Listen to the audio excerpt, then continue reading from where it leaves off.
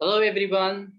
So it's me Kawaljeet again, and today it's my new interview session.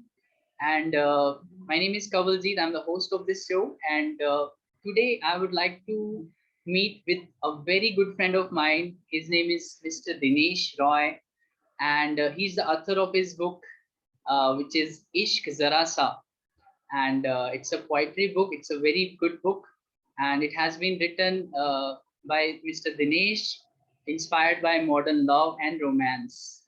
So I'm truly inspired by him. Actually, we met around, if I'm not wrong, 15 to 16 years back. We were working together in a company. It's a corporate company, and he's a very good friend of mine. In fact, he has a great personality, which is very charming. And what I believe is, when I met him first, I was very much inspired by him. He has worked as a radio jockey also, and when he told me this, I was very young, and I was thinking he must be something. That's why he's he has done so great of things. And I got his book also. I read it, and his poetry is superb. He's in the Hindi language, even I cannot pronounce, but his Hindi is superb. It is super fine, and I have heard that he's writing his another book also, which we learn from him. So without any delay, let's meet our star of the day, Mr. Dinesh Roy. So hello, Mr. Dinesh. Can you switch on your video? Yeah, hi Kamal. Thank you so much for your kind words. Thank you, thank you. It's a pleasure to meet you. Like after a long time, whenever Yes, even it's a long in, we were working in 2007 or 8 somewhere, yes. and you connected, like this. So it's quite surprising and great to see you, like in such a condition where, as a friend, like I have seen your progress also.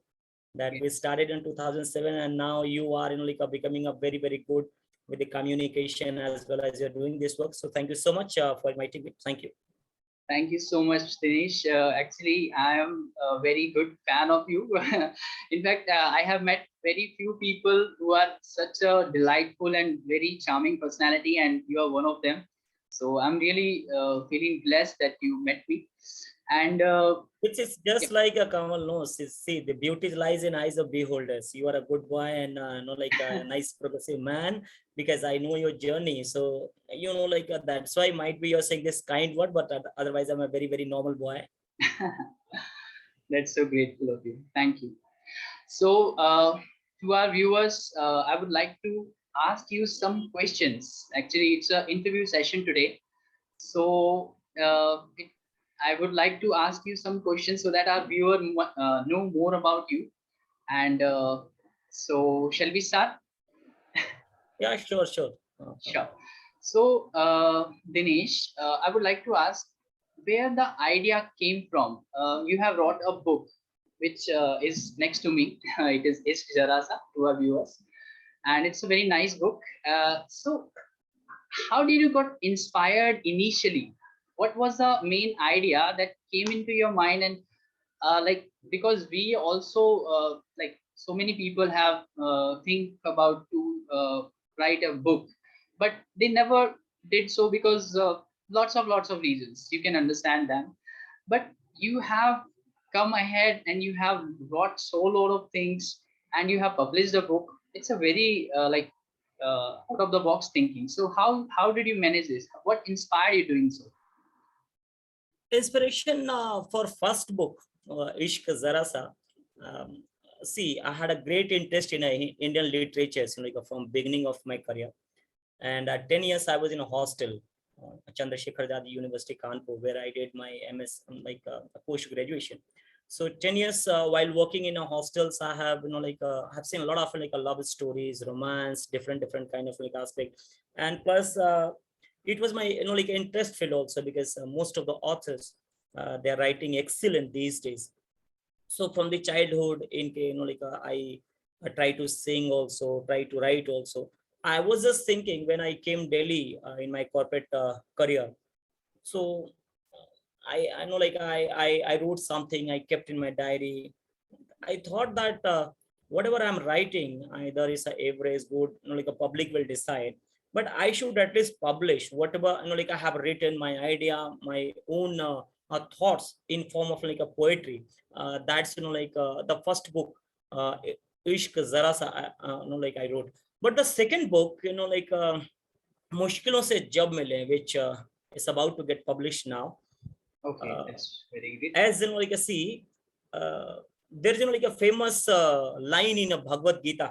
Hindi में कहते हैं कि जैसे रसायन विज्ञान की प्रक्रिया में जब कोई चीज टूटती है तो उन्होंने like किसी नए चीज का सृजन होता है। जैसे भगवत गीता में ये लाइनें आती हैं कि सपोज एक वृक्ष है, उसमें अगर एक पत्ता है, उसका भी like एक अपना महत्व है, एक अपना like इम्पोर्टेंस है कि अगर पत्ता वो टूटता है तो इसका मतलब ये नहीं कि उसका पूरा अस्तित्व अब समाप्त हुआ। पत्ता टूटने के बाद क्या होगा, वो सूख जाता है, सूखने से वो बहुत हल्का हो जाता है, फिर हवा आती है, उसको उड़ाकर दूर तक लेकर जाती है, फिर वो किसी के पैरों के तले कुचला जाता है, उसके छोटे छोटे टुकड़े बन जाते हैं। यहाँ पर भी उसके अस्तित्व की समाप्ति नहीं हो पाती, कोई ना कोई उसको कुचलेगा, लेकिन जब बारिश की बूंदें गिरेंगी वो टुकड़ा खाद में परिवर्तित होगा और फिर किसी न किसी बीज को सृजनित होने में, नया रूप लेने में मदद करता है। हम इंसानों की फितरत भी ऐसी होनी चाहिए। See whatever knowledge we have learned, and जो बुक इंस्पायर्ड हुआ मैं, there was one kid,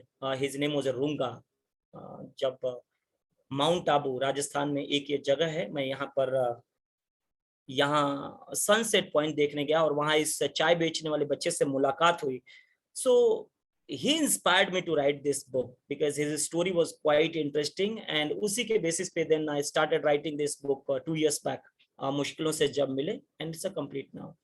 Okay, so एक नई बुक आप लिख रहे हैं, मुश्किलों से जब मिले. I was not aware about the title. Okay, that's very good. So आपको इंस्पायर किया एक इंसिडेंट, लाइफ के एक छोटे से इंसिडेंट ने इंस्पायर किया, which is I believe every one of us have, but कुछ मुश्किलें तो दिनेश जी आई थिंक हर एक की लाइफ में आती हैं. आई थिंक बहुत सारी इंस्पिरेशन हमें भी मिली, लेकिन ये है कि हमने वो स्टेप नहीं उठाया. We did went ahead. हम थोड़ा सा जब कहते हैं ना फर्स्ट स्टेप, वो उठाने में जब हम कतराए. So what make you Kamal take ऐसा that है इस first step? तरीके से सी, वो ऐसा होता है कि see I always say beginning is half done. कोई भी चीज जब आपको अंदर तक झिंझोड़ के रख देती है, for example if I narrate the story as I really that the true story, कि सनसेट पॉइंट होने का था और सूर्य किस तरह से लाइक बादल लाइक के बादलों के उठ के पीछे छिपता है, अंबर किस तरीके से लाइक उसे आगोश के अंदर छुपा लेता है। लोग ये देखने को बड़े उत्साहित ही थे कि मुझको भी एक्साइटमेंट थी कि to see that the sunset point, because first time I was visiting that particular place. और तभी मुझको महसूस हुआ कि पीछे से किसी बच्चे ने पैंट खींचा।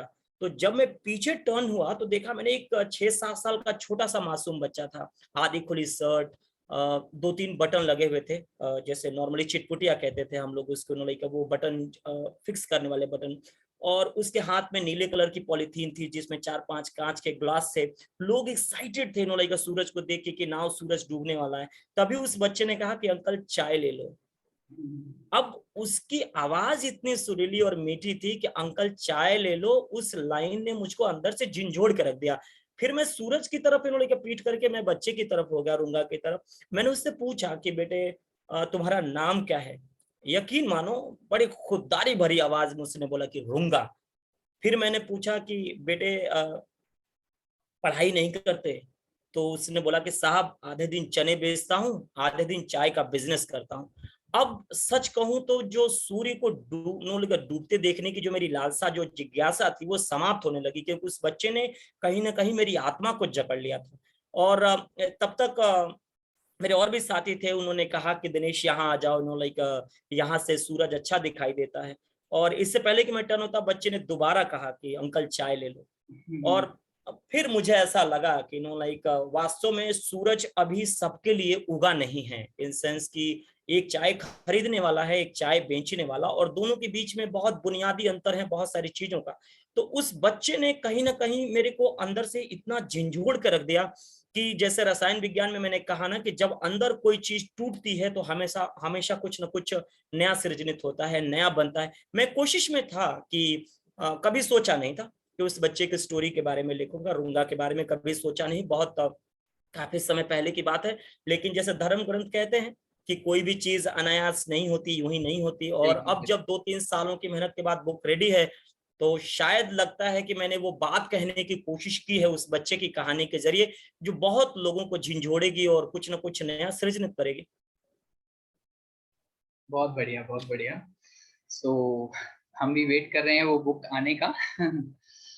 तो थोड़ा सा कुछ और आपके बारे में जानने की कोशिश करते हैं। तो आपके डे टू डे रूटीन में, अगर आप अपने डे टू डे रूटीन में मतलब बताना चाहें, एक टिपिकल आउटलाइन डिस्क्राइब करें, तो आप अपना दिन कैसे बिताते हैं? टिपिकल आउटलाइन, मैं एक खुद जैसे हॉस्टल लाइफ में रहने की वजह से शायद मैं ऐसा मानता हूं कि जो मेरे माता पिता की परवरिश थी, या जिस गांव के बैकग्राउंड से मैं आता हूं, उत्तर प्रदेश के एक छोटे से जिले लखीमपुर खीरी का रहने वाला हूं, और वहां पे जो मेरे पेरेंट्स की जो अपब्रिंगिंग रही है मेरी, सुबह जल्दी उठ जाना, शाम को टाइम से सोना, क्योंकि पिताजी थोड़ी का सरकारी नौकरी में हैं और थे, रिटायर हो गए अब तो। और उन्होंने हमेशा ही इस बात को प्रायोरिटी दी कि जब सूरज उगे तब आपको उठना चाहिए, क्योंकि अब उन चीजों का महत्व उस समय शायद उतना अच्छा ना लगता हो बचपन में, कि पिताजी हमेशा हमें नो लाइक कभी डांटते, कहते कि इन्होंने लाइक सूरज उठने से पहले उठना चाहिए, क्योंकि हमें देर तक सोना पसंद था। लेकिन अब इस उम्र पे आके लगता है कि कहीं ना कहीं वो चीजें बहुत सार्थक थी, कि किस तरीके से उगती हुई सूरज की किरणें आपको अच्छी एनर्जी देती हैं और कैसे। तो अभी भी जो मेरा रूटीन है डे टू डे, अगर कमल, मैं देखता हूँ कि मेरा एक्टिव में 18 घंटे करीब एक्टिव रहता हूँ, जिसमें वाह। मैं एक कॉर्पोरेट ट्रेनर में हूँ पिछले 10 सालों से। लेकिन न मेरा उठने का समय 5:30 बजे सुबह उठ जाता हूँ। 5:30 बजे उठने के बाद नॉर्मली सुबह सुबह पहले, जैसे कहते हैं कि हेल्दी माइंड हेल्दी बॉडी, तो सबसे पहले एक्सरसाइज जिम करने के लिए 1 घंटे का समय सुबह जरूर रखता हूँ। क्योंकि शहर में रहते मुझे करीब करीब 24-25 साल हो गए। मेरा पूरी जवानी शहर में ही आई है, ऑलमोस्ट कानपुर, इलाहाबाद, दिल्ली, लाइक अलग अलग शहरों में जी। जहाँ मेरी पढ़ाई लिखाई हुई। तो सुबह 5:30 बजे उठने के बाद, लेकिन मैंने जिम कभी भी मिस नहीं किया। मैं कोशिश करता हूँ, क्योंकि एक फिट शरीर ही आपको लाइक अच्छी ऊर्जा दे सकता है, काम करने की क्षमता। आप किसी भी इंस्पिरेशन को देखें, चाहे बिल्कुल। देश के प्रधानमंत्री को देखें या फिर किसी साइंटिस्ट को देखें, जो लोग लाइक अर्ली थोड़ा उठते हैं उनको ज्यादा समय मिल जाता है। 5:30 बजे उठना, फिर उसके बाद 6 से 7 नॉर्मली जिम जाना, आने के बाद आधा घंटा मेडिटेशन का जरूर होता है। हम्म। क्योंकि करीब 5-6 साल पहले जब मैंने कुछ ऐसे गुरुओं को सुनना शुरू किया, जैसे साउथ इंडिया में टीटी रंगराजन हैं, सदगुरु हैं, गौर गोपाल दास हैं, हम्म। लाइक सन्मुखानंद हैं, बहुत सारे लोग ऐसे हैं, ब्रह्म बिहारी दास हैं। ये इस बात पे बहुत फोकस करते हैं कि आपका माइंड भी उतना ही हेल्दी होना चाहिए जितना आपका शरीर हेल्दी है। क्योंकि जब तक आपका दिमाग हेल्दी नहीं है, आप अपनी पूरी ऊर्जा का इस्तेमाल अपने कार्य में नहीं कर सकते। तो नॉर्मली आधा घंटा मेडिटेशन और आधा घंटा मुझे पोइट्री की किताबें मैं जरूर पढ़ता हूँ। इस बीच में मैंने 25-26 करीब किताबें अभी रिसेंटली खरीदी, चाहे वो गुलजार हो, जावेद अख्तर हो, निदा फाजली हो, राहत इंदौरी हो, आज के रविन्द्रनाथ टैगोर हो। तो इन लोगों से ये इतने लीजन रहे हैं अपने समय के, इनसे पढ़ने के बारे में। तो ये 3 काम मैं सुबह सुबह जरूर करता हूँ। उठने के बाद जिम जाना, फिर मेडिटेशन करना, बुक पढ़ना, फिर रेडी होके ऑफिस। मैं एक कंपनी में कॉर्पोरेट ट्रेनर के तौर पे काम करता हूँ। तो नॉर्मली ट्रेनिंग देना एमएनसीज में पिछले 10 सालों से मैं यही काम कर रहा हूँ। तो नॉर्मली 6-7-8 घंटे काम में निकल ऑफिस में निकल जाते हैं। शाम को आने के बाद मुझे जो सबसे मेरा एक और भी जो दिल को सुकून देने वाला शौक है, वो है तबला प्ले करना। अरे वाह। क्योंकि जब मैं ग्रेजुएशन पोस्ट ग्रेजुएशन में था, तो कहीं ना कहीं मेरे एक शिक्षक थे पोस्ट जी। ग्रेजुएशन में, जिन्होंने मुझे बड़ा इंस्पायर किया म्यूजिक इंस्ट्रूमेंट सीखने के लिए। और उस समय मैंने तबला सीखा, ग्रेजुएशन किया तबले से। तो आज भी शाम को ऑफिस से लौटने के बाद जब थोड़ा लगता है कि नई ऊर्जा की आवश्यकता है, तो हम्म। मैं तबला प्ले करता हूँ आधा 1 घंटा। उसके बहुत बाद इन्होंने कहा फिर अपना डिनर उनर करके 1-2 घंटे टेलीविजन, और रात में थोड़ा सा पढ़ता हूँ कुछ भी, अगर सोने से पहले 15-20 मिनट कुछ भी पढ़ता हूँ, और फिर उसके बाद 11 बजे तक सो जाता हूँ। तो 11 से ये जो 5:30 के बीच का सिलसिला है, ये सोने का होता है। बाकी टाइम लाइक जो भी मेरी डे टू डे एक्टिविटी है, I used to do that. बहुत ही इंस्पायरिंग दिनेश जी, बहुत ही इंस्पायरिंग। इनफैक्ट मुझे भी ऐसा लगता है कि जब कोई अपने दिन को, जो दिनचर्या को, अपने रेगुलर रूटीन को मेंटेन करके चलता है, कहते हैं कि फिर वो क्या है, फिर वो सक्सेस और ग्रोथ को काफी अच्छे से जल्दी पा लेता है। क्योंकि first you make your habits and then your habits creates you. जब आप अपनी हैबिट्स को अच्छा बना लेते हो ना, तो हैबिट्स आपको ऑटोमेटिकली कुछ ना कुछ बना देती है। सो ट्रूली इंस्पायरिंग। और इसके अलावा थोड़ी सी बात को आगे बढ़ाते हैं। आपका कुछ लाइफ में कुछ ऐसे कुछ अकॉम्प्लिशमेंट्स हुए होंगे, कुछ ऐसी चीजें जिनके लिए आपको मतलब रियली लगता हो कि हाँ, this I did and that's why I am inspired. कुछ ऐसी चीजें जिन पे आपको प्राउड हो, कोई भी ऐसी अकॉम्प्लिशमेंट जो आप अपना शेयर करना चाहें। I feel proud about. See, I belongs to a very small village of Lakhimpur Khiri, which is a part of Uttar Pradesh. Recently, it was in the news also due to some incident yes of that yes, we Kisan heard. and something. हाँ, Lakhimpur Khiri, you must be knowing about. बिल्कुल। So there was one teacher. His name was Vijay Kumar Sharma. He used to teach us, fourth class, for tuitions. He used to come, and he was very, very good in English language. He used to speak a very fluent English, and his father was also, like excellent in communication. So as a child, it was a deep desire in my heart that one day I will also, speak like my teacher. Once I will stand in front of people, that I will also deliver in like a lecture in English language. But it was hard not to crack, I must tell you, because like till intermediate, it was just Hindi medium. So when I got an admission in my graduation, it was complete in a English language, and that become, like you can say, the Herculean task for me. English was like one of the, even if you see the most of the cricketers, Kapil Pazi, Harbhajan, anybody was a very doing excellent in his life, but English was a night, like a nightmare, you can say that. For me, it was also. And I remember in a graduation first year and second year, even I did a lot of effort for like doing a get a good marks and something, because, but I was unable to understand that English language, and that become, like nuances for my progress. So there one fantastic, like a moment came in my life that when I was in a, like a graduation second year, so I got selected for the Republic Day parade camp. Republic Day parade camp on 26th January, which government like do organize every year for that March past and everything. So on behalf of my university, I got selected in that Republic Day parade camp. So when I was a part of that particular camp, there I saw that boys were so talented, not only with the, like information and knowledge. I'm not talking about that information, like accumulating a lot of like information and that is your knowledge, but they were diversified in their, like in their communication, the way they were like playing some like a music instrument, the way their personality were, their like a dressing sense, and especially I was inspired by the English language. And I was from the Uttar Pradesh, I said in the beginning itself. So it was difficult task because my roommate was also from the Tamil Nadu. We were there with the army in Jawaharlal Nehru Stadium for a month for the preparation of that Rajpath parade. So my roommate was from South India, and he was unable to understand even Hindi also. He was not understanding, and he was not understanding like English also, only the like a local language. So there was another boy, his name was Murli. He was able to understand like English and like a little bit, and then little bit Hindi also. So suppose if I have to say something to like my roommate, so what I will do, I will take a bypass route.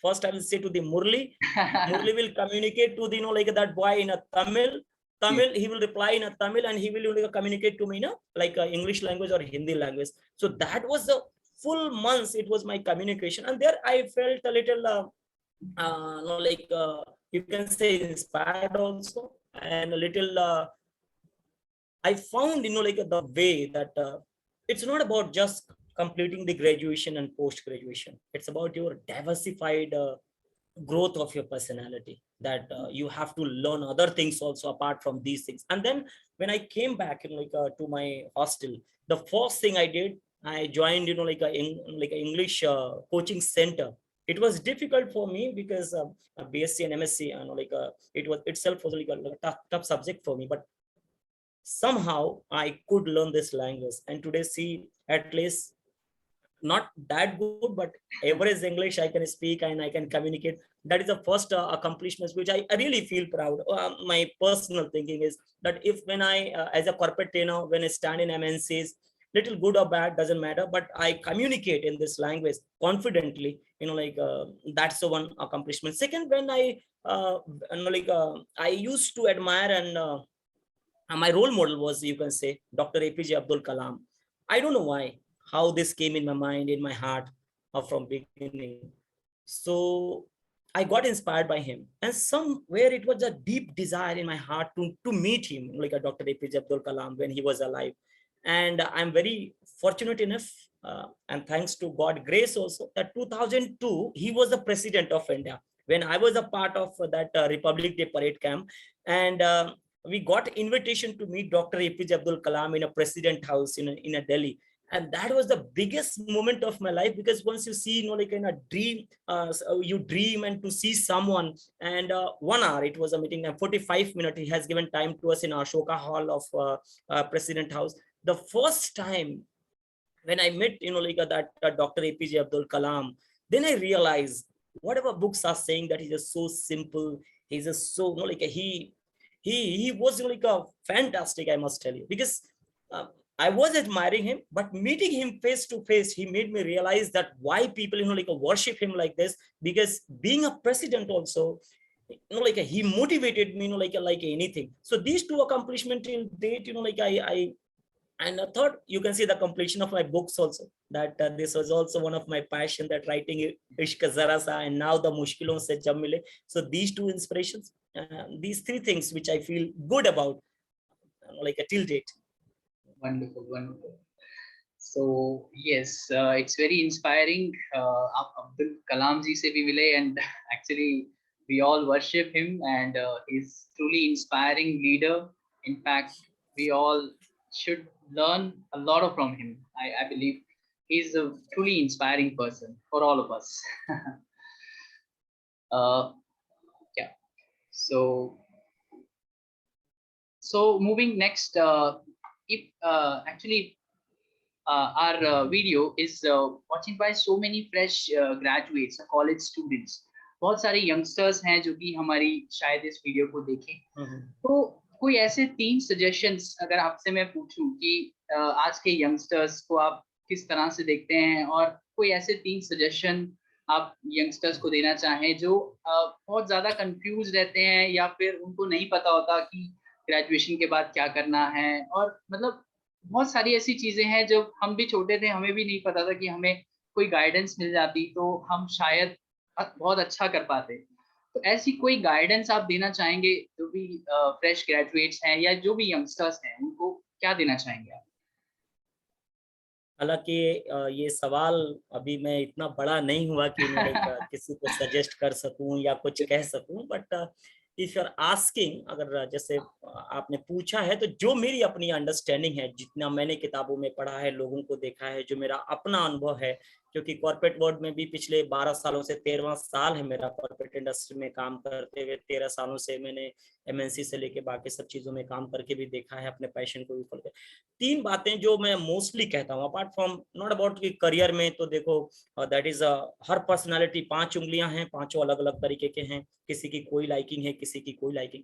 लेकिन जो 3 suggestion अगर मैं खुद बोलूं, अगर जो मेरी अपनी अंडरस्टैंडिंग है, first thing is healthy mind. Healthy mind in sense कि इतने समय से पढ़ते पढ़ाते हुए कॉर्पोरेट इंडस्ट्री में मैंने देखा है कि, और बड़ी से बड़ी कंपनियों में, यू जस्ट नेम इट, क्योंकि मेरी कंपनी के पास 50,000 से ज्यादा क्लाइंट हैं, उसमें सब बड़े नाम हैं, आप Google, Microsoft, Accenture, Dell, LinkedIn, Facebook, Amazon, Myntra, whatever it is. और बहुत सारी जगहों पे मैं हम लोग ट्रेनिंग के लिए जाते हैं.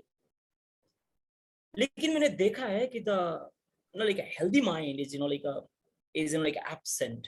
इन sense people are getting a lot of salary, बहुत सारा उनको सैलरी मिलता है, पैसा मिलता है, लेकिन जो खुशी है चेहरे पे, जैसे सदगुरु कहते हैं बहुत बार, अगर आप उनको सुने, कि BMW चलाने वाला या मर्सिडीज चलाने वाला बाहर की दुनिया के आदमी के लिए वो बहुत बड़ा आदमी और खुशहाल आदमी हो सकता है, लेकिन अगर आप उसके चेहरे को गौर से देखें तो he will be in a tense mood, he will in a stress, specially क्योंकि उसके ऊपर कुछ ना कुछ उसके दिमाग में चल रहा होगा, कुछ ना कुछ लाइक उसके दिमाग में या तो कर्जे की बात या कुछ और बात या कुछ नेक्स्ट चीजों की बात, वो उतना खुश नहीं। हेल्दी माइंड में see we have a 20 like a millions of neurons, ठीक है, और हर न्यूरॉन्स को लाइक सपोज कुछ ना कुछ खुराक चाहिए होता है। खुराक इन सेंस कि जब आप हमारी बॉडी को जिंदा रहने के लिए कुछ ना कुछ खाना पीना चाहिए, इसी तरीके से ब्रेन को भी सही तरीके से काम करने के लिए उनको सही थॉट्स चाहिए, उनको सही थिंकिंग चाहिए, सही एनवायरनमेंट चाहिए, बहुत सारी चीजों का।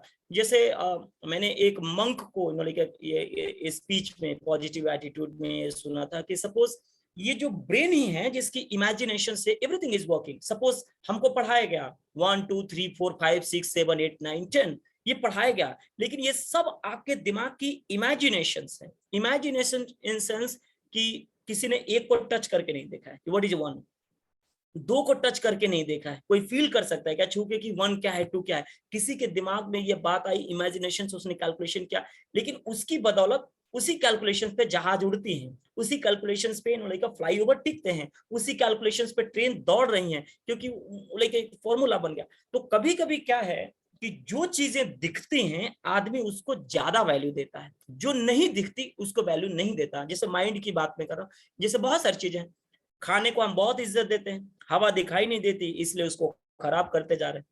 नहीं, बिल्डिंग ऊपर दिखती है बहुत सुंदर लगती है, लेकिन उसके बेसमेंट में किसी ने उसकी जड़ों को नहीं देखा कि बुर्ज खलीफा जितना 839 मीटर ऊंचा है, उसके नीचे भी उसकी जड़ें उतनी गहरी हैं। नहीं, अभी ईश्वर को ही देख लें फॉर एग्जांपल, यूनिवर्स को आदमी देखता है लेकिन ईश्वर को किसी ने नहीं देखा। राइट, तो बहुत सी ऐसी चीजें हैं जो इनविजिबल हैं लेकिन जो विजिबल चीजों से ज्यादा इंपॉर्टेंट है। ऐसे ही जो माइंड है, जो ब्रेन है, वो इनविजिबल है। आपके हाथ पांव दिखते हैं, बाकी चीजें दिखती हैं, लेकिन जो ब्रेन है, दिल आपका एक दिन में करीब 7600 लीटर ब्लड पंप करता है आपके लिए।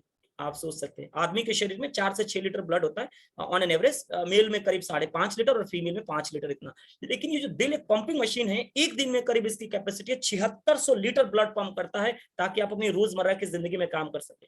लेकिन अगर हम खुद से पूछें कि क्या हम दिल के लिए वाकई कोई लाइक एक्सरसाइज करते हैं, क्या इसको हेल्दी रखने के लिए कोई काम नहीं? और यही कारण है कि भारत में करीब 8 से 10 करोड़ हार्ट के पेशेंट हैं। भारत धरती पर नंबर 1 है हार्ट डिजीज के मामले में। आसपास के सोसाइटी में भी देखें तो लोग बीमार। तो फर्स्ट थिंग हेल्दी ब्रेन, और उसको स्पिरिचुअल मेडिटेशन, दिमाग को शांत करके, लोगों को सब यूट्यूब पे रास्ता पता है, लेकिन बस शुरुआत करने। दूसरा हेल्दी बॉडी, क्योंकि जितने भी लोग जो डिलीवर कर रहे हैं, अगर आप देखें आज करीब 74-74 ईयर्स के हैं शायद Amitabh Bachchan, if I am right, 74 years. अगर सोसाइटी में उनकी जरूरत थी, because he is a mega star, शरीर अगर अच्छा नहीं होगा तो ही कैन नॉट परफॉर्म और उनको रोल करना है, तो उन्होंने शरीर को मेंटेन किया नहीं 74 ईयर्स में। लेकिन अगर हेल्दी बॉडी है तो then he can deliver in 74 years also. कि केबीसी रोज देखते हैं हम, मूवीज रोज देखते हैं, राइट? वो हर तीसरे एड में अमिताभ बच्चन जी नजर आते हैं, क्योंकि 74 होते हुए भी ही can deliver because his body is healthy right now.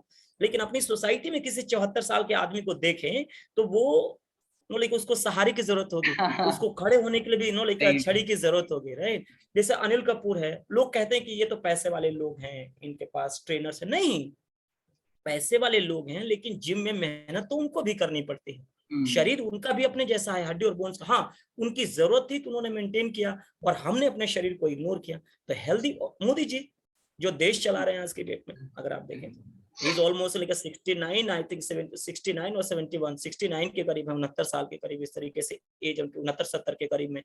लेकिन इतना उनमें एनर्जी है कि 18 hours 19 hours is working and is delivering also. और ऐसा लगता है कि अगले 10-15 साल में भी उनकी एनर्जी में कोई कमी नहीं आने वाली। तो उन्होंने, वो कोई सेलिब्रिटी नहीं थे, शुरू में छोटे छोटे स्तर पर शुरू किया, लेकिन उन्होंने अपने शरीर का ख्याल रखा, इसलिए वो शरीर काम। तो पहला मैंने जो आपको कहा हेल्दी माइंड, दूसरा मैंने कहा healthy body, because healthy mind and healthy body equal to healthy human, very very simple formula. And third, follow your passion, जो हर कोई कहता है। कि अभी मैं देखता हूँ स्टैंड अप कॉमेडी में अगर आप देखें जो आजकल इंडिया में चल रही है, अच्छे लाइक टीसीएस के बड़े बड़े इंजीनियर्स छोड़ के they are doing the stand up comedy. चाहे आप जुबिन नौटियाल को देखें, फिल्म इंडस्ट्रीज में देखें, बड़े बड़े इंजीनियर्स लाइक देयर एक्टिंग का अपना लाइक वो जो पैशन था। क्योंकि जब आप अपने पैशन को फॉलो करेंगे, अब दिनेश ने क्या कहा वो कमलजीत पे लागू नहीं होता, कमल ने क्या बोला वो दिनेश पे लागू नहीं होता, क्योंकि हम अलग अलग एनवायरमेंट से आते हैं, हमारी अलग जरूरतें हैं, अलग पसंद है, अलग नापसंद है, लेकिन हर आदमी को अपनी पसंद और नापसंद तो मालूम होती है। तो उसमें मेरी 3 बातें यही, healthy mind, healthy body and follow your passion. ये 3 ही चीजें मैं कहता हूँ जिस पे आप फोकस कर सकते हैं, and definitely it will help you out. बहुत सही दिनेश जी। एक्चुअली मैं भी यही सोचता हूँ, क्योंकि जो बहुत सारे यंगस्टर्स हैं वो जब कॉलेज ग्रेजुएट होते हैं या फिर जब जिंदगी की शुरुआत करते हैं, तो सबसे पहले जो मेन फोकस होता है वो जो हमारा भी था, नौकरी पाने पे था। हम लोग क्या है, नौकरी पाने के लिए इधर उधर भागते हैं और बहुत सारी चीजें करते हैं, बट हम भूल जाते हैं कि जिस बॉडी को हम, जिसके थ्रू हम वो काम करेंगे, उसका टेक केयर करना बहुत ही इंपॉर्टेंट है। और जिस माइंड से हम वर्क करेंगे उसी से हम ग्रोथ को हासिल कर पाएंगे। अगर हम अपने माइंड की ही केयर नहीं करेंगे तो हम ग्रोथ कैसे हासिल करेंगे। और बहुत सही कहा आपने, पैशन फॉलो करना। अगर आपका पैशन ही आपका वर्क बन जाए तो उससे तो कोई बड़ी बात ही नहीं है। तो that's very good, I really appreciate that. और थोड़ा सा और आगे बढ़ते हैं। अगर मैं आपसे पूछूं, कई सारी अचीवमेंट्स आपने बताई, बहुत सारी चीजें आपके लाइफ में हुई और काफी इंस्पायरिंग थॉट्स भी हैं। कभी कुछ ऐसा हुआ है लाइफ में, क्योंकि आई आई थिंक सो कि हम सब की लाइफ में ऐसा होता है, कभी ना कभी बहुत डाउन टाइम आता है, कुछ ऐसे दिन होते हैं जो कि हमें ऐसा लगता है कि अब तो कुछ बचा नहीं। मतलब ऐसे कुछ वर्स्ट टाइम्स होते हैं जो कि हमें तोड़ के रख देते हैं, हमें मतलब ऐसा लगता है कि अब सब कुछ खत्म हो गया। तो ऐसी कोई टाइम आपकी लाइफ में आए हो जो कि बहुत मुश्किल हो उसे पुश फॉरवर्ड करना, लेकिन फिर भी आपने हिम्मत नहीं हारी, या कुछ ऐसा, ऐसी चीज जो कि आपको आगे बढ़ाने में काम करती हो, लेकिन कुछ ऐसे टाइम जो हैं वर्स्ट टाइम, जिनके बारे में आप कुछ बताना चाहें? ये अप्स एंड डाउन्स तो कमल देखो हर किसी के जीवन का हिस्सा है, किताबें भी कहती हैं और जीवन भी यही है कि जीवन एक सफर है। ये स्टोरी सुनी थी मैंने कि एक बार अमिताभ बच्चन की लेकिन जब 7-8 फिल्में फ्लॉप, लगातार 6-7 फिल्में फ्लॉप हो गई, तो अमिताभ बच्चन ने ही कहा था अपने स्पीच में, तो उन्होंने उनके जो पिता महान कवि अपने देश के हरिवंश राय बच्चन, उनसे जाके कहा कि पिताजी जीवन में बहुत संघर्ष है। अमिताभ बच्चन ने उनकी गोद में लेकर सर रखते हुए एक दिन लेकर फुर्सत के क्षणों में अपने पिता से कहा कि बहुत जीवन में बहुत संघर्ष है। तो जो लाइन हरिवंश राय बच्चन ने कही वो मुझे बहुत इंस्पायर करती। उन्होंने कहा कि बेटे संघर्ष ही जीवन है, राइट। क्योंकि खुशी तो इन्होंने का पानी के फुहारों की तरह आती जाती है और हर किसी के लाइफ में अप्स एंड डाउन्स आते हैं। और खासकर जो मेरा अपना तरीका है, जो पिछले 5-6 सालों में जो मैंने रियलाइज किया, एक तो मेडिटेशन जो आपको बहुत हेल्प करता है अगर थोड़ा डाउन टाइम है। क्योंकि जब आपके माइंड में ज्यादा गार्बेज नहीं, देखिए आपकी बॉडी क्या है, ब्रेन और इनोलाइक अगर आप देखें कि जो हमारे कॉन्शियस और सबकॉन्शियस माइंड है, मेमोरी को निकाल दिया जाए तो कमल जी एक छोटा बच्चा है, इज नथिंग। क्योंकि जो हमारी मेमोरीज हैं, सदगुरु कहते हैं कि जो आप खाते हैं वही आपका शरीर है, राइट। हड्डियां बोन्स जो भी डेवलप होती हैं इस तरीके से। तो पहली चीज तो मेडिटेशन जो मुझे बहुत हेल्प करती है। दूसरा पावर ऑफ अफर्मेशन, जो मैंने किताबों में बहुत साल पहले ही अपने ग्रेजुएशन पोस्ट ग्रेजुएशन में पढ़ा था, कि जब आप अपने आप को अंदर से एहसास दिलाते हैं कि सपोज अगर मैं जिम में गया फॉर एग्जांपल, मैं मतलब ये डे टू डे लाइफ में प्रैक्टिस करता हूँ, जो मैं आपको अपना अनुभव बता रहा हूँ। मान लो कि 25 किलो का डंबल है, मुझसे नहीं उठ रहा है और मैं कोशिश कर रहा हूँ, 2-4 करके थक जाता हूँ। तो कभी कभी क्या है कि अपने आप को अपने अंदर भी कोई दूसरा आदमी है, राइट। एक आदमी आप बाहरी हैं, आपके भीतर भी कोई दूसरा बैठा है, राइट। ये जो कार बाहर दिख रही है इसका इंजन एक अंदर भी है, उसको ऐसा कहते हैं। ये जो कार हम बाहर लेके घूमते हैं इसका इंजन है अंदर, जो इसको चला रहा है, जो इसका ड्राइवर है, कोई भी है, वो सब कॉन्शियस माइंड हो सकता है, आत्मा कह सकते हैं, जो आप कहना चाहें कह सकते हैं उसको। तो वो उसको ये एहसास दिलाना, मैं बार बार कहता हूँ चैंपियन तो कर सकता है, चैंपियन तो कर सकता है, राइट। ये नॉर्मली ये बहुत साल पहले मैंने स्टोरी मोहम्मद अली महान मुक्केबाज से, तो उनका वो रिंग में जाने से पहले he used to say कि I am the greatest, I am the champion, I am the greatest, I am the champion, I am the greatest, I am the champion, और वो ये कहते हुए लगातार पंच बैक को लेकर मुक्का मारते रहते थे। यानी कि वो खुद को, अपने सबकॉन्शियस माइंड को, अवचेतन मन को ये विश्वास दिलाने की कोशिश करते थे कि तू चैंपियन है, तुझे कोई भी नहीं हरा सकता। तो डाउन टाइम में ये जो पावर ऑफ अफर्मेशन है, मेडिटेशन है, ये चीजें इन्होंने बहुत, क्योंकि सी अगर देखो कॉन्शियस ब्रेन और सबकॉन्शियस ब्रेन की मैं बात कर रहा हूँ, सचेत मन और अचेतन मन कहते हैं इसको, लेके दो तरीके के, एक हमारा कॉन्शियस ब्रेन है और एक हमारा सबकॉन्शियस। सो अभी जो क्वांटम फिजिक्स आज की डेट में कहता है कि जो हमारा कॉन्शियस ब्रेन है, जो कॉन्शियस ब्रेन, वो सिर्फ और सिर्फ हम 5% इस्तेमाल करते हैं, ओनली 5%, और नॉर्मल पीपल तो दे कैन 1 से 2% से ज्यादा इस्तेमाल नहीं करते। जो सबकॉन्शियस माइंड है दैट इज 95%, यानी कि जो आपका दिल आपसे पूछ के नहीं धड़कता। ऐसा नहीं है कि संडे सुबह उठ के रोज दिल पूछेगा कि भाई साहब संडे है बता दो धड़कना है कि नहीं धड़कना है, राइट। लंग्स ऐसा नहीं होगा कि उसको फूलने पचकने से पहले पूछना है कि भाई साहब बता दो। वो सबकॉन्शियस माइंड के द्वारा। आप घर जाते वक्त रोज आपको रास्ता याद रखने की जरूरत नहीं है। ड्राइविंग आपने एक बार सीख ली तो जीवन भर आपने ड्राइविंग सीख ली। स्विमिंग आपने एक बार, क्योंकि वो आपका सबकॉन्शियस माइंड करता है। कॉन्शियस माइंड जो है, जब हम किसी चीज पे, वहां पे आता है लॉ ऑफ फोकस, जिसकी बात मैं करता हूँ और जो किताबें कहती हैं। एंड्रयू कार्नेगी ने जब अपने बिजनेस में बहुत ग्रोथ कर लिया था, यूएसए के महान बिजनेसमैन में थे, एक थे एंड्रयू कार्नेगी। उन्होंने बिजनेस में बहुत अचानक से बहुत ज्यादा ग्रोथ कर ली, तो वहां के इनकम टैक्स डिपार्टमेंट को लगा कि यार इस आदमी ने जरूर कुछ गड़बड़ की है, तभी इतनी जल्दी इतनी ग्रोथ होगी, वरना इतना पॉसिबल ही नहीं है। इन्वेस्टिगेशंस बैठाई गई, उसके तरफ कमेटी बैठाई गई, बहुत सारा इन्वेस्टिगेशंस हुआ, लेकिन सब कुछ फेयर, सब कुछ सही निकला।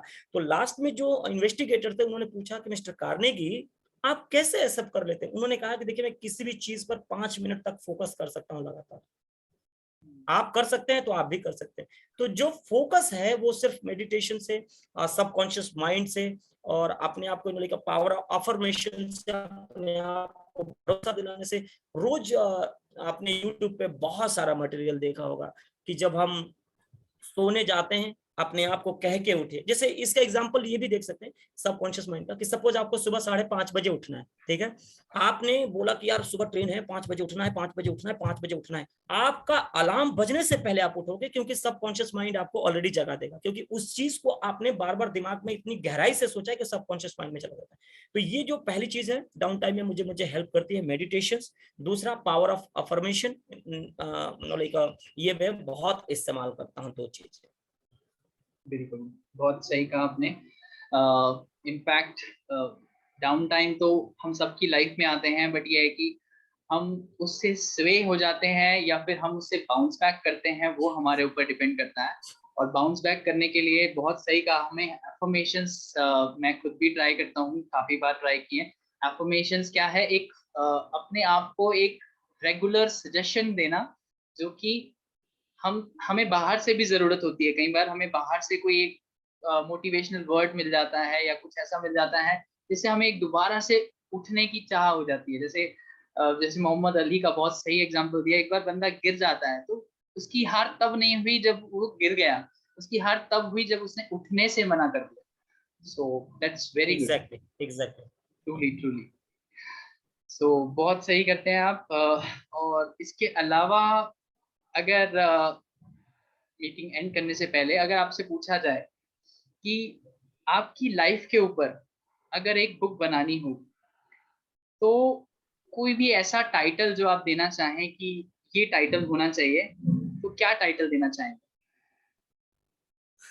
ये तो अभी तो हम लोग बहुत यंग हैं, कोशिश कर रहे हैं लर्निंग। जैसे केबीसी का टैगलाइन भी, पंच लाइन भी था कि सीखना बंद तो जीतना बंद। अमिताभ बच्चन बार बार कहते थे कौन बनेगा करोड़पति में, कि सीखना बंद तो जीतना बंद, नोले का ये कहा जाता था। सो लर्निंग प्रोसेस अभी भी नोले का कंटिन्यू है, राइट। और कोशिश, और बुक की खासकर जहां तक बात करें उसमें, तो मैं हमेशा ऐसा मानता हूँ कि देखिए जीवन एक जर्नी है। जैसे किताबें जो कहती हैं, जितने लोगों को मैंने पढ़ा है, देखा है, ये एक संघर्ष है। तो गोपाल दास नीरज जिन्होंने ये कविता लिखी कि चल रहे बटोही जब तक पांव चले, तो उसमें एक लाइन है कि चल रहे मुसाफिर जब तक पांव चले, राइट। यानी कि जब तक, मेरी किताब का टाइटल हो कि जब तक पांव चले, इन सेंस जब तक हम इस धरती पे हैं, क्योंकि बहुत शॉर्ट पीरियड ऑफ टाइम के लिए हैं, और हमें अपनी बेस्ट कोशिश करनी चाहिए जो हम कर सकते हैं, जितनी हमारी क्षमता है। हाँ, हमारी क्षमता बहुत है, बस उसे पहचानने की जरूरत है, करने की कोशिश करनी चाहिए। जैसे कभी कभी क्या होता है कि शुरुआत ही लाइक समस्या का समाधान लेके आती है। वाइंड अप करने से पहले मैं आपको ये कह दूं, जैसे जो एक इंस्पिरेशन आया सिकंदर की लाइफ से मेरे जीवन में, कि उस उनके सिकंदर, महान सिकंदर के जीवन में जो उसने सबसे बड़ा युद्ध लड़ा गागर मेला का, जहां वो डोराइस, राजा डोराइस के सामने जब मैदान में उतरा, तो डोराइस के पास करीब 2.5 लाख की सेना थी और सिकंदर के पास करीब 40,000 से 50,000 के बीच में सेना मानी जाती है, यानी कि एक सैनिक पर विपक्ष में 5 सैनिक थे। तो वो इवन उसकी सेना भी थोड़ा सा घबराई हुई थी और सेनापति ने एक रात पहले पूछा कि सिकंदर, तुमको इतना यकीन कैसे है कि तुम इनको हरा दोगे? तो सिकंदर ने कहा कि डोराइस की जो सेना है वो उसकी डर की वजह से लड़ रही है, लेकिन मेरी जो सेना है वो अपनी धरती के लिए, अपने अपने लिए लड़ रही है। तो और हुआ भी वही, गागर मेला का वो महानतम युद्ध जो धरती पर लड़ा गया, 40,000 के सैनिकों ने 2.5 लाख की सेना डोराइस को मार भगाया, और वहां से सिकंदर, जो सिकंदर बना, फिर वो कभी पीछे मुड़कर नहीं देखा उसने। तो मेरे कहने का मतलब सिर्फ इतना है कि जो आपका जज्बा है, जो आपका डिसीजन है, जो आपकी हिम्मत है, जब आप किसी चीज का साहस करते हैं, करने की कोशिश करते हैं पूरी शिद्दत से, तो शाहरुख खान कहता है ना कि पूरी कायनात उसको खिलाने आपके में लिए जुट जुटाने में जाती लग है। जाती है। तो बस ये है कि किताब में तो यही लिखूं कि जब तक पांव चले, कि जब तक हम लोग जीवित हैं धरती पे, अपनी बेस्ट कोशिश करें और जितना मैक्सिमम कर सकते हैं उतना करें। बहुत सही, बहुत सही। तो बिल्कुल सही कहा आपने। एक्चुअली इनफैक्ट जब तक हमारी जिंदगी है तब तक हमें स्ट्रगल तो करना ही पड़ता है। और हम ये सोचे कि बस ये एंड हो गया तो वहां से एक नई शुरुआत भी हो सकती है। तो सीरियसली आपसे मैं बहुत इंस्पायर्ड हूँ दिनेश जी। और आप जो बुक लिख रहे हैं, हम वेट कर रहे हैं वो बुक आने का। और ऐसी बहुत सारी बुक्स आप लिखें, इंस्पायर करें। और आपसे जल्दी मुलाकात होगी, फिजिकली भी आपसे मिलने के लिए मैं काफी टाइम से वेट कर रहा हूँ।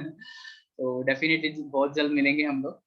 सो thank you so much for coming to my thank session you. Today. Thank you so thank you much. Kamaljeet, it was nice talking to you. और लंबे समय के बाद बात हुई, और इस तरीके से बात हुई कि अपने साथ काम करने वाला एक दोस्त इस बिल्कुल। तरीके से अब लोगों के इंटरव्यू लेने लगा है, आगे बढ़ने लगा है, तो मेरी शुभकामनाएं हैं। Thank you so much for your time. Thank you so much. Take care. Thank you. Bye.